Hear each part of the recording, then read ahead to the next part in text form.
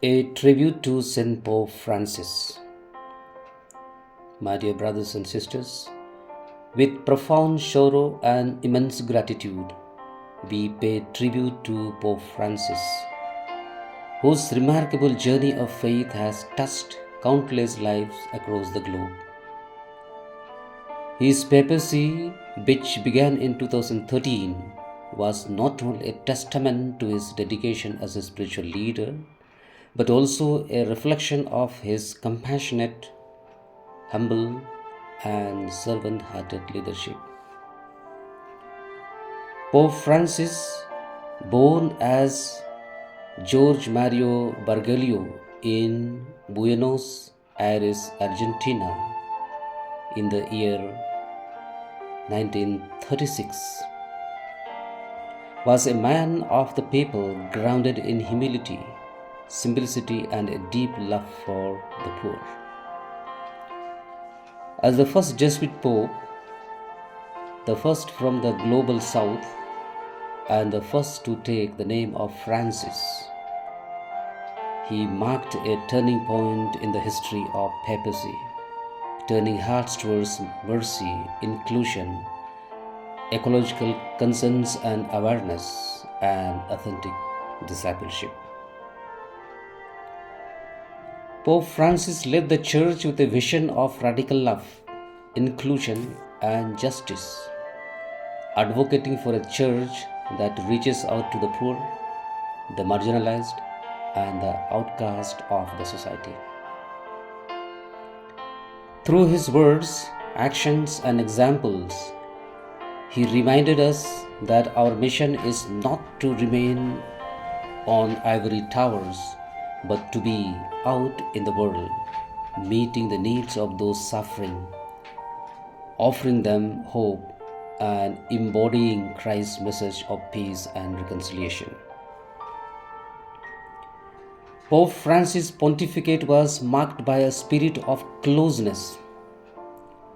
He stepped beyond the walls of the Vatican to be with the marginalized, the sick, the elderly, and the refugees. Under Pope Francis' leadership, the Church witnessed a transformation in how it engaged with the world. He called us to a renewed sense of synodality, urging that the Church listens to the voice of all, especially the youth, women, and those on the peripheries.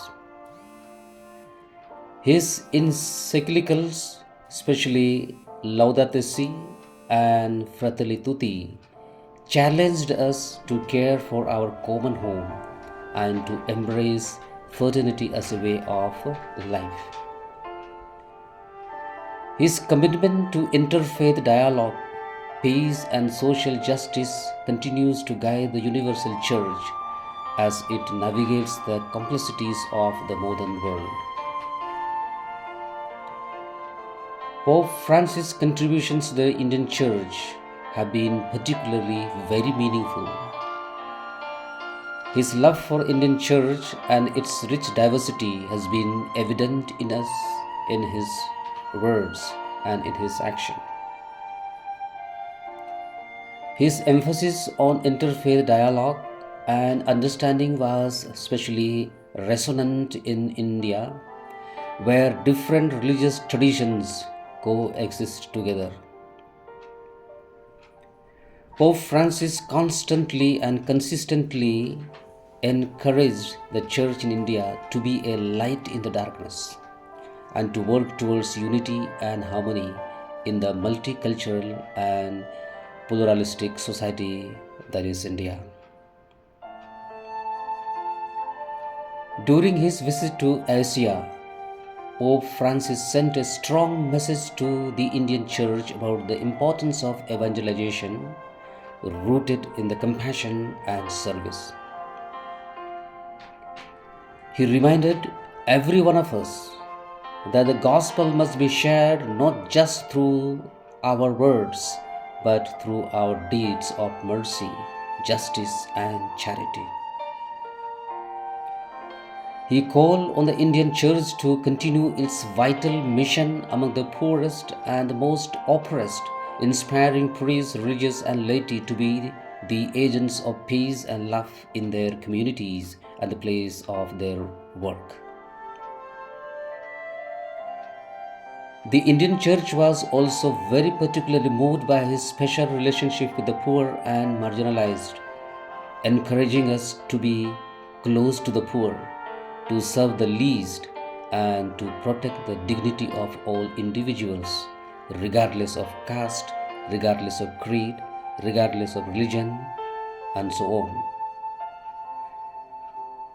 Pope Francis' advocacy for the environment resonated deeply with India's rural communities where environmental degradation and exploitation have long been pressing issues. Through his leadership, he reminded us that the care for creation is a moral duty for all of us. For us priests and religious, Pope Francis has been a constant source of inspiration and challenge. His example of humility and simplicity encourages us to live our vows with authenticity and commitment, focusing not on titles, not on powers and positions, but on the needs of God's people. His call to go to the peripheries has prompted us to leave our comfort zones and reach out to those on the margins, whether socially, economically, or spiritually. Pope Francis has inspired us to engage in real active ministry, not just administrative work, looking after the institutions, urging us to focus on the pastoral care of the people, especially the sick, the elderly, the poor, and the young. His focus on prayer and spiritual renewal has called us to lead not just with our intellect, but also with our hearts rooted in a deep personal relationship with Christ. As a lay faithful, his message has been one of the empowerment and encouragement, urging every baptized Christians to take up their roles in building God's kingdom on earth.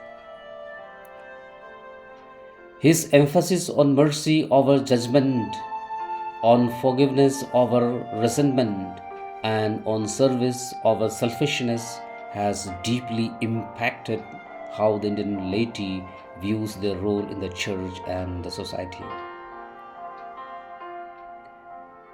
Even as we mourn the demise of Pope Francis, his legacy lives on, lives in our heart, and lives in our life.